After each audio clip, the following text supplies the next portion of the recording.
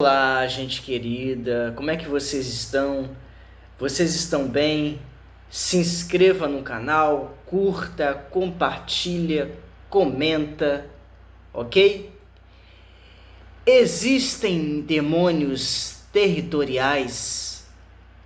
Bom, nas 2 últimas décadas tem aumentado amplamente o número de escritores e de pregadores brasileiros defendendo com veemência a existência e atividade de espíritos ou demônios territoriais. Quer ficar por dentro desse assunto? Então dá o like aí para a gente continuar, para que esse assunto chegue a mais pessoas, que seriam entidades malignas designadas por Satanás para governar e influenciar espiritualmente os habitantes de determinados territórios geográficos com o objetivo de impedi-los de conhecerem e receberem a mensagem do Evangelho. Mas o príncipe do reino da Pérsia resistiu por 21 dias. Porém, Miguel, um dos primeiros príncipes, veio para ajudar-me e eu obtive vitória sobre os reis da Pérsia. Daniel, capítulo 10, versículo 13, falou exatamente assim. O que essas pessoas defendem? Bom, o que essas pessoas defendem? Você sabe. Utilizam 2 textos bíblicos para fundamentar o conceito dos demônios territoriais. O primeiro encontra-se em Daniel e o segundo em Marcos. No texto do livro de Daniel, capítulo 10, versículo 13 ao 20, ao lê-lo, notamos a alusão feita aos príncipes da Pérsia e da Grécia, de acordo com aqueles que defendem a existência e a atividade dos espíritos territoriais. Esses príncipes são espíritos malignos designados por Satanás como senhores daquelas nações.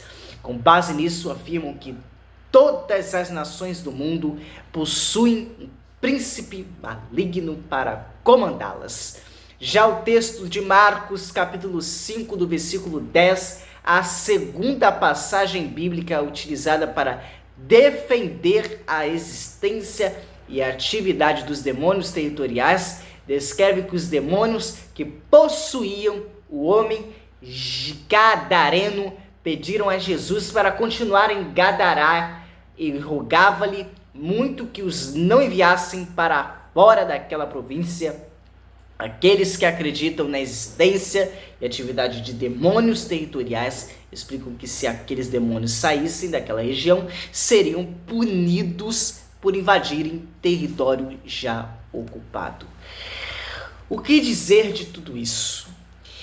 Bom, com base no versículo 21 do capítulo 10 de Daniel, em que o anjo Miguel é chamado de príncipe de Israel, podemos afirmar que os 2 príncipes, tanto da Pérsia quanto da Grécia, eram seres angelicais e não seres humanos e membros da realeza, uma vez que exerciam oposição direta aos propósitos divinos.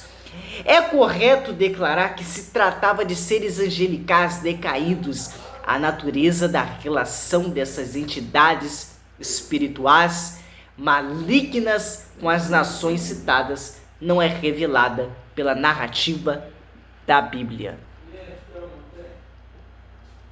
Abre aspas. Além de ser um homem de orações, Daniel, capítulo 6, versículo 10, Daniel era também um homem de jejum. Daniel, do capítulo 10, versículo 2, se olharmos para o livro de Daniel, veremos que ele não precisava de momentos difíceis para orar. Ele orava sempre, todos os dias, 3 vezes por dia, né? Agora, vale frisar que as orações e os jejuns dele não eram orações de jejuns de guerra. Ou seja, não eram para combater possíveis espíritos territoriais. É digno de nota que na sua bela e rica oração a Deus em favor de Israel, que vem antes do capítulo 10, não existe sequer uma menção aos príncipes da Pérsia e da Grécia. A oração de Daniel não é em nada parecida com as orações de guerra ensinadas pelos que defendem o conceito de demônios territoriais. Em sua oração, não vemos Daniel pedindo para Deus derrubar determinadas fortalezas satânicas, amarrar as potestades dos territórios. Na oração de Daniel, o que vemos é reconhecimento de culpa, confissão de pecado, reconhecimento da justiça divina e zelo pelo nome de Deus, confiança na misericórdia de Deus. Bom, o foco da oração de Daniel não é demônios, mas sim pecados. Por isso, agora vamos analisar Marcos, capítulo 5, versículo 10, a outra suposta base bíblica utilizada para comprovar a existência e as atividades dos demônios territoriais. Como entender a expressão rogava-lhe muitos os que não enviasse para fora daquela província? Não podemos entendê-la sem considerar o seu contexto, tanto o Evangelho de Marcos quanto de Lucas e de Mateus. Registram que já na chegada de Jesus dos 12 ao litoral de Gadara, um homem possesso de demônios saiu-lhe ao encontro. Entre aspas, abre aspas. Note que não foi Jesus quem saiu ao encontro dos demônios, mas foram esses que saíram ao encontro de Jesus. Eu já vou finalizar para vocês aqui que nesse encontro entenderam que estavam diante de um ser de natureza divina, pois chamaram Jesus de Filho de Deus.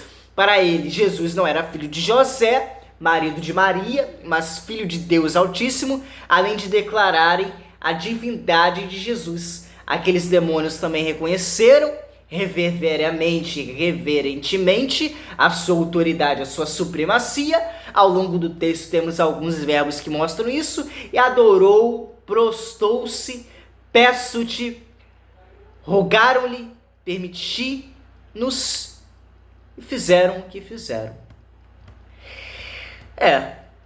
Bom, diante disso, ao rogarem para Jesus não enviá-los para fora da província dos Gadarenos, aqueles demônios estavam, na verdade, pedindo para que não serem encaminhados para o tormento destrutivo.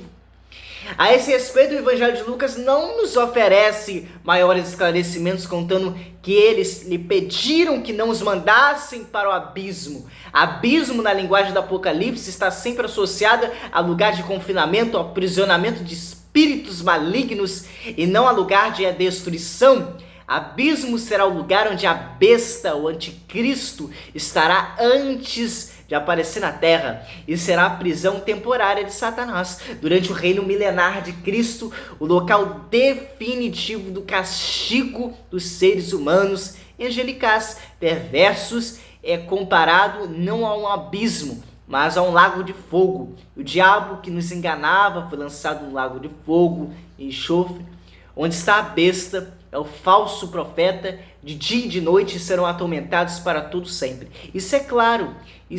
De dia e de noite serão atormentados para todo sempre. Agora, os 27 livros do Novo Testamento reconhecem a existência de demônios territoriais, nem determinam a sua identificação e sua localização. O Novo Testamento revela Satanás e seus demônios habitando, controlando, influenciando indivíduos, e não territórios geográficos ou estruturas sociopolíticas, mas sim corpos humanos, seres humanos. Em Mateus 10 e Lucas 10 vemos Jesus orientando aqueles que seriam enviados para uma atividade missionária.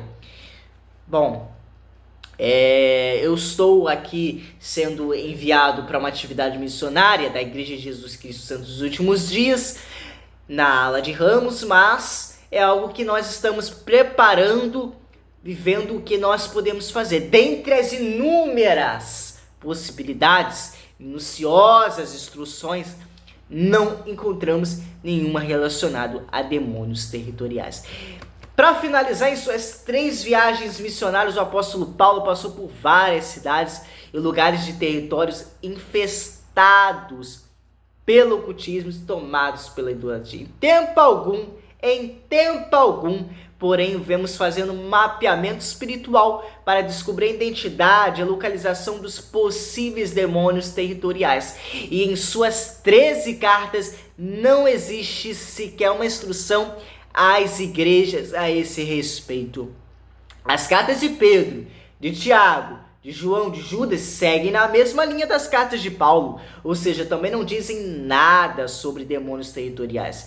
Esse silêncio somente confirma a inexistência dos demônios territoriais. Eles são corporais, eles não habitam em territórios, eles habitam nos seres humanos. Eu vou ficando por aqui, um abraço a todos vocês e apliquem a palavra de Deus na nossa vida, amém?